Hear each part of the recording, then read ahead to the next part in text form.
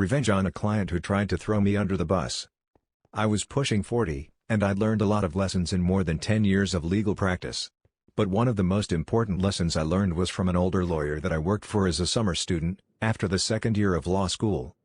A lawyer has 3 duties, he told me: first to himself, second to the court, and last, the client. Always make sure you come first, and the client comes last. The reason? Because clients will fuck you, he said. They'll throw you under the bus without thinking twice. I should have stayed with this lawyer, but being young and an idiot, I had to go work downtown, and I'm still downtown now, but fortunately for me, I remembered this lesson, and it came in handy many years later when a client really did try to throw me under the bus. My client was this mid-sized company that did this and that and owned things here and there, not big enough to be listed, but it did have a pretty sizable real estate portfolio, and one day a building they owned burned to the ground. The company wanted to collect on the insurance, so they told Frank, a veteran salaryman, to deal with it. Frank was close to 60 and thought he knew what he was doing. He didn't need me to help him with the insurance claim, he told me. He had everything under control. Besides, lawyers are expensive. Some guys really get off on not paying legal fees, and Frank was one of those guys who gloated over every penny that he managed not to pay to the lawyers. I dealt with Frank a lot, and he was always nickel and diming me. "The insurer is going to fuck you," I told Frank. It was only by luck that I even knew about the fire and the loss because Frank had not asked for my help. He'd just let it slip one day, and since then, I'd kept on top of him, trying to get him to smarten up. I'd had to fight to get him to send me the proof of loss form to make sure he hadn't messed that up. Frank fucked up a lot, and I wondered sometimes how he had a job. But the proof of loss was okay, at least, so that was one less thing to worry about. "You don't know that," he said. I could tell he just wanted to get me off the phone. "I'm paid to know when insurers are trying to screw my clients," I said, "and the insurer is going to screw you. They've been stringing you along for ages with requests and questions and paperwork, but they aren't going to pay you. Not unless you sue them." But Frank said he knew what he was doing, that it was all under control, and besides, he got along with the adjuster so great. "The limitation period expires in 2 weeks, I said, "and once that 2 weeks pass, it will be too late to sue. The moment that limitation period expires, they will stop taking your calls. You'll get a final email saying sorry, you're out of time, and that will be that. Don't leave this till the last minute. Let me sue right now, and you'll have the money in no time." Frank was like, "Sure, fine, whatever, don't bother me, I got this blah blah blah," and he got off the phone as soon as he could. I sent him the usual email with clear warnings and recommendations, which he ignored. I sent the email again, and then again as the limitation period approached, and again a couple of days before the deadline. "I'm going to be at trial, and you won't be able to reach me," my final email said, "but you have to sue. You have other firms on your list, so pick one and sue." He didn't bother to reply, and I went off to do my trial. The trial lasted a couple of weeks, and no email from Frank.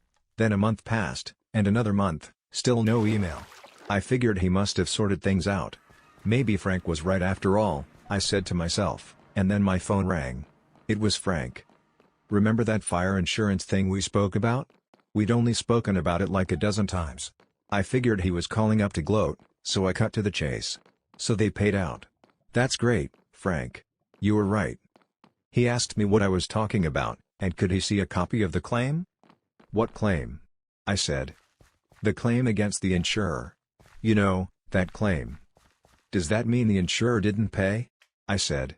He hung up on me, and then a few minutes later, my computer dinged, and there was Frank's email, talking about how we spoke, and he told me to sue, and he was worried when I hadn't sent him a copy of the claim, so he was following up to get a copy of the claim. I emailed him back. "I take it that the insurer didn't pay you, just like I told you they wouldn't, and now that the limitation period is expired, they told you to jump in the lake, leaving you with a loss in the millions. Is that it?" I'd made a mistake by not going over Frank's head when he wouldn't listen to me, but if I'd gone over Frank's head, I never would have received another file from him, so I didn't. But that was then, and this was now, so I CC'd Frank's boss and his boss's boss, plus I CC'd Bill, the client's in-house counsel. Bill acknowledged my email right away and called me later that day. "Frank messed up," he said, "we know that. He's an idiot. So what do we do?" So his excuses didn't work? Nope. Bill explained that they'd summoned Frank to a boardroom, but his story didn't add up, given all the warnings I'd sent him. Besides, There would have been no reason for him to keep emailing the insurer if he'd told me to sue. Once the file goes to legal counsel, Frank's role was over. The company knew Frank was bullshitting them. So that's it, then? Bill said, "We just lost a couple of $1,000,000? It's okay," I said, explaining that when I realized that Frank was going to fuck up, I issued a claim against the insurer. Because I'd made Frank send me the proof of loss a while earlier, I had enough information that I could sue to preserve the cause of action. Not a great claim and short on details, but good enough. "You sued without instructions?" Bill said. "Lawyers aren't supposed to sue without instructions because if you do that, you're personally liable for whatever costs the other side incurs. It's a big deal to sue without instructions." "Yup," I said, "I sued without instructions." I pulled up a copy of the claim and emailed it to him as we spoke. "It's a little rough," I said, "but we can always amend." "Thank God," Bill said. "Can I leave it with you?" Of course he could. The insurer was a sitting duck, and I knew I'd collect from them, no problem. A few days later, I got a call from another guy who worked for the client, a guy I didn't normally deal with. They had a situation and needed my help. "I usually deal with Frank," I said. "What's up?" What was up was that Frank got called into another meeting, and they handed him a one-page letter, and then he put his little office things in a box, and security walked him past his coworkers to the elevator and escorted him downstairs to the parking lot. Bye-bye, Frank. He was too old to get another job, or at least, not a decent one. It was a life-changing event for Frank, but for me, he was just an anecdote, a cautionary tale that I tell young lawyers sometimes over beers, maybe too often, because I'm getting on in years and I have my favorite stories. I wasn't trying to get revenge on Frank, not at all, and I would have felt a bit sorry for him if he hadn't been trying to throw me under the bus. But the guy who replaced him was great and never nickel and dimed me, so it was all good. Stepdad cheats on my mom, so we get revenge initials for clarity. Me male 24, me. My mother female 50, mom. My brother, male 23, bro. My sister, female 30, sis. Cheating stepdad male 45, Chris. Stepdad's coworker female 25, Betty. The other woman female 40, Darla. This may be a long one, apologies in advance. I moved in with my mom after her marriage of 25 years with my bio dad was ended. He was a manipulative asshole, but that's another story. Shortly after the divorce, my mom introduced me to her boyfriend at the time, Chris. Now, my mom worked as a correctionals officer at the county jail. The boyfriend was a former inmate, in for a DUI. That should have been the first red flag, but my mom was grieving a long marriage, and I didn't want to push the subject. Chris seemed to make her happy, and that was enough for me. Me, bro and sis all moved in with mom and Chris, and we seemed to get along okay. Chris and I bonded a bit over our love of video games, and all seemed well. That is, until 2017.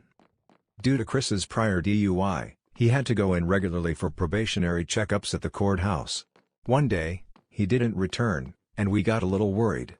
We then received a phone call from him, from Texas. Turns out, when he arrived at the courthouse that day, he was jumped by the FBI. His family from Texas was implicated on a number of gang and drug-related crimes, and due to a situation where he was in a vehicle during a drug handoff, he was on the hook as well. He ended up agreeing to testify against his family members in exchange for a shorter sentence, and allowed to be out of prison before the trial. My mom was distraught, and over the course of many phone calls over a year, they worked out their marriage plans when he returned. His store owner at the DQ he worked at allowed him to come back as well, back to his store manager position. Soon after, the drinking started. Now obviously, because of his DUI, Chris was clearly no stranger to drinking. He began to drink more and more, to the point where he was consuming half a 24-pack of beer a day. Chris was a mean drunk. He regularly started fights when wasted, and while they never got physical, he wasn't exactly kind with his words. My mom enabled his behavior for several of years, saying the stress was getting to him from work and from the upcoming trial.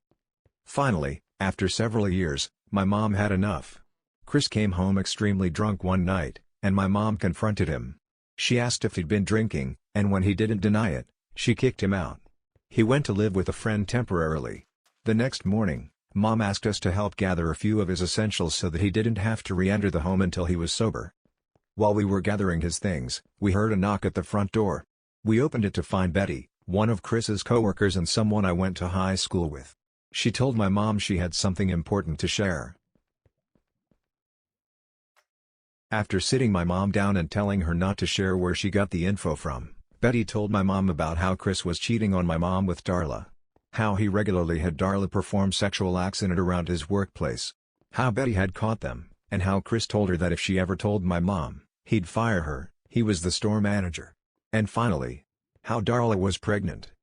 My mom was angry. After the initial shock wore off, she told us to round up all of Chris's things, and to dump it outside.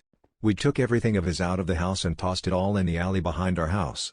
Chris had no reason or ability to return to the house. It was rented, with only my mom on the paperwork, so no issues there. In the meantime, she called and confronted him. He confessed to the entire affair, and that he was happy Darla was pregnant because that meant he'd finally have a child of his own. Mom refused to have more kids. We three were massive strains on our body. She likely wouldn't survive anymore. He refused to apologize for any of his actions. My mom arranged for him to collect his items from the alley, with an officer present, and he left our lives. The revenge. Now, my mom clearly wanted to dust her hands of him and move on. She was already quite emotional from the whole ordeal, and wanted nothing more from him. But sis, bro, and I had other ideas. First, we called his workplace. DQ operates as an independently owned franchise, and the owner of this branch owns several branches in the area. He was also a good friend. We informed him of the sexual acts being performed on the premises, and he went through the processes of getting Chris booted from his position, and barred him from any of the branches in the area. Funnily, Betty got his position after he left, and now runs a tight and clean ship. Chris no longer had a job or a place to live, and so went to live with Darla in a town about an hour away.